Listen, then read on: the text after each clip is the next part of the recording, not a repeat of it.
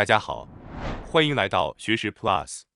今天我要给大家介绍由韦行哲先生所著的《减肥与健康：一切皆由肝脏决定》这本书。今天视频的内容包括以下2个部分：第一，为什么有些人始终无法成功进行16小时断食；第二，电视和杂志绝对不会提及的减肥与脂肪肝危害。首先是第一部分，为什么有些人始终无法成功进行16小时断食？其实，很多人忽略了一个关键问题：肝脏的状态。在我们身体内，肝脏、心脏、肾脏是3大不可或缺的重要器官。肝脏的重要性甚至超过了我们的想象。大家可能听说过，心脏停止工作后，可以依靠人工心脏存活；肾功能丧失也能靠透析维持生命。唯独肝脏，至今无法完全人工替代。原因很简单，因为它的功能极其复杂，几乎负责我们身体所有代谢和解毒任务，是维持生命的根本。但正因为肝脏没有痛觉神经，即使功能逐渐下降，我们也很难察觉。所以，肝脏又被称为沉默的器官。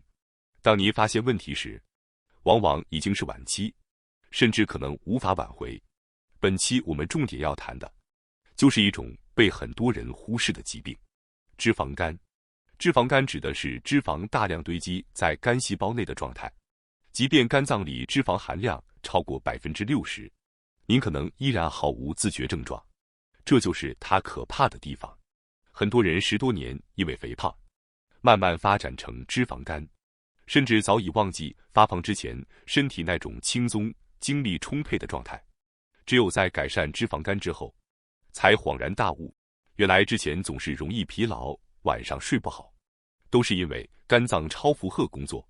即便如此，肝脏依然默默无闻，日复一日为我们工作，从不抱怨。所以，想要顺利实施16小时断食，有效减肥，第一步就是要改善肝脏的状态。那么，在脂肪肝和脂肪性肝炎出现之前，肝脏究竟在默默承担着哪些重要功能呢？其实，肝脏拥有许多不可替代的重要作用，其中最核心的有3大功能：代谢、解毒和免疫。简单来说，代谢就是将食物中的营养物质分解、合成、转化，让它们能被身体高效利用。当我们进食后，食物在胃和肠道中被消化吸收，通过血液运送到肝脏。肝脏就像一个大型化工厂，把这些营养转化成我们身体维持生命所需的各种物质。特别是在2餐之间，肝脏会把储存在体内的营养转化为葡萄糖，供细胞当作能量使用。这个过程叫做糖异生，而糖异生正是健康减肥的关键。当肝脏功能良好时，缺少能量时，它会优先把脂肪转化成能量，帮助您减少脂肪，健康减重。但如果肝功能受损，脂肪转化能力下降，身体就无法从脂肪中获得足够能量，只能依靠不断进食来维持状态，脂肪自然越来越难消耗。这也就解释了为什么有些肥胖者陷入一种恶性循环，越想减肥，越容易失败。即便尝试了16小时断食法，也很容易因为空腹时极度难受，忍不住进食，之后又因自责而内疚。但我要告诉您，这并不是您的意志力不够强，而是因为肝脏内堆积过多的脂肪，阻碍了糖异生功能，让您比别人更难忍受饥饿。所以，正确的顺序应该是：第一步，先减少肝脏中的脂肪；第二步，再尝试断食或其他饮食控制方法。只有当肝脏恢复良好状态，脂肪代谢功能正常运作，16小时断食法才能真正发挥效果，让您轻松燃脂，维持体重。现在，您是不是也明白了肝脏功能对减肥的重要性了呢？接下来，我们来谈谈肝脏的解毒功能。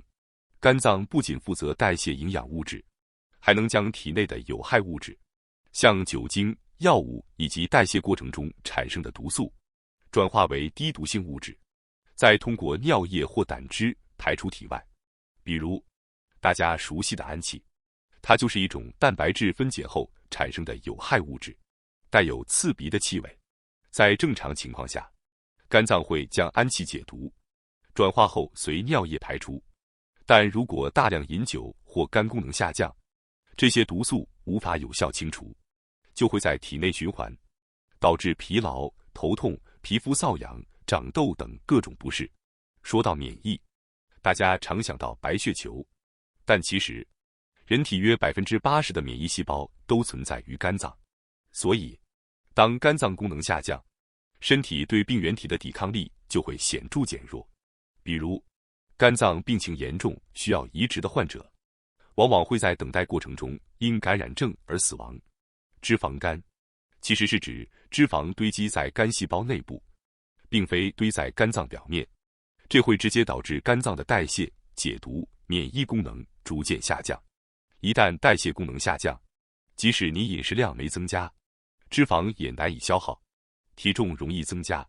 当解毒功能下降，毒素就会在体内循环，引发各种身体不适，而免疫功能下降，容易导致感染，而且恢复缓慢，整个人处于亚健康状态。严重时，脂肪肝中大约 10%到 20% 会进展为慢性肝炎，进而演变成肝硬化或肝癌。如果情况继续恶化，肝脏3大功能完全丧失，就只能靠肝脏移植。而因为脂肪肝多无自觉症状，很多人等到发现时，往往已错过最佳治疗时机。所以，脂肪肝绝非小病，它是多种严重疾病的前兆，可能危及生命。很多人误以为脂肪肝是吃太多肉或油炸食品造成的，但事实上，直接从食物摄入的脂肪仅占 15%，25% 的脂肪来自糖类摄取，而 60% 来自皮下脂肪和内脏脂肪分解后流入肝脏的脂肪，尤其是米饭、面包、面条等碳水化合物，比脂肪更容易引发脂肪肝。因此，单纯少吃油腻食品效果有限，控制碳水摄取才是关键。如果不及时改善，脂肪肝可能发展为脂肪肝炎，即肝脏开始发炎，最终导致肝硬化、肝癌。而且，脂肪肝炎的发生不完全取决于脂肪量，哪怕轻度脂肪肝，也有可能发展成严重病变。这是一个危险却常被忽视的事实。肝脏为什么会堆积脂肪？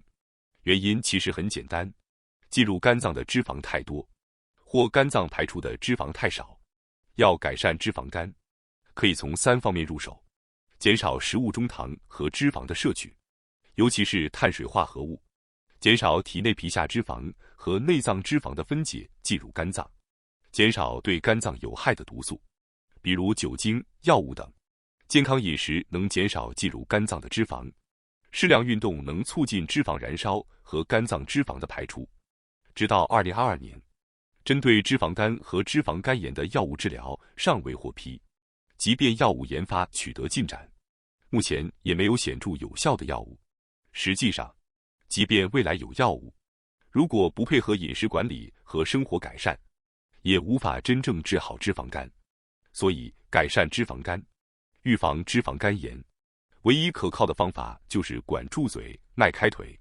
接下来是第2部分，电视和杂志绝对不会提及的减肥与脂肪肝危害。根据尾行医生门诊的数据，约 80% 的患者在1个月内成功减重2公斤，3个月减重6公斤。而且这是一种非常健康、科学的减肥方法，绝不是极端节食。